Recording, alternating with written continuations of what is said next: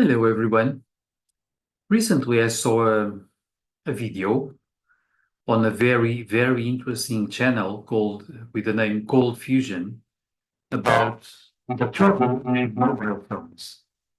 In there, we see lots of research properly presented about this. Some of it called really my attention, namely the fact that mobile phones are very good at dispersing our attention.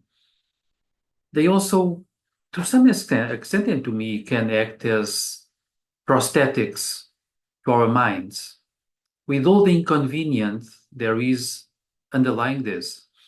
Because if I use prosthetics for memory, for attention, for decision making, for lots of stuff like this, I'm usually losing the corresponding capability to some extent. It's what happens when my muscles become underdeveloped or they atrophy because I'm not using them. So sometimes replacing our mind effort and our emotional effort by something outside of us might be not such a good idea. Then we have this beeping of messages that some of us will allow the mobile phones to keep.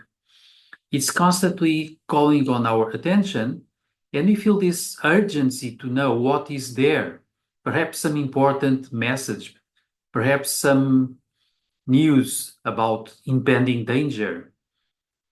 And we might get sort of anxious because we are not going there to check. And this is brand new. This kind of thing did not happen 30 years ago like this, or 50 years ago, not at all. So it might increase our anxiety. We have also the fact that mobile phones and many entertainment media and social media networks offer us constantly distractions and rewards and minor rewards and some amount of punishing happening constantly. So sometimes because of this, we are also losing some mind management skills because we are dragged around. We don't really make choices. It goes as if our technology is choosing for us more and more. So there is less of sense of agency, of ability, of capacity from us. There is a lot less exertion of willpower and mind focus. As a matter of fact, I think mobile phones are wonders of technology. They do indeed condense many technological instruments from the past, like voice recorders, like video recorders, like photo cameras, computers, telephones, and all of this. However, they are really damaging us to some extent. And so are, to some extent, many other instruments, of course, such as computers. I don't think we should get rid of them. I think we should make an effort towards using them better. Because otherwise, they really damage us. We keep getting this sense of anxiety from lots of them. How might this happen? One of the things is that in our previous human normal lives, we would be used to get a stimulus from outside, to look at it, to listen to it, to try to understand what is there, to make some decision about it, to reason about it, to move away from it, or to get closer. But we would have a sort of a proper rhythm for doing this. We would have some time. We would pace ourselves to make this happen or not happen. We would have some time. Nowadays, social networks, mobile phones, computers, all sorts of instruments for communication present us constantly with a huge variety of stimuli.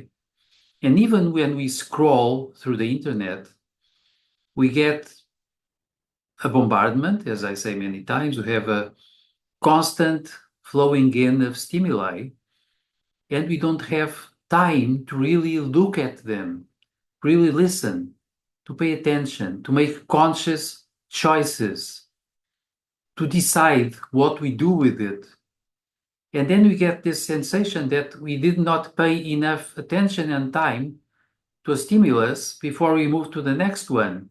So we have a sensation of unsolved stuff, of unfinished businesses, unfinished perceptions, unfinished reactions. And this brings on a sense that, in a way, the world is escaping us and our control and our decision. And we are not focused, and we are no longer able to really focus. Of course, a consequence is anxiety, uncertainty, this sensation that we are no longer in control of anything, which to some extent is a good thing because we are indeed not really in control of the world. But it's good to be able to go back to ourselves, being able to really have some self-awareness, really be able to do our own thing, our decisions, our perception, and to really be able to manage our minds instead of allowing outside devices to manage them for us or to steal our minds from us. It's our choice. It still is our choice. That's the idea. As usual, if you chose to have time enough for this little video, comment, subscribe, share. See you.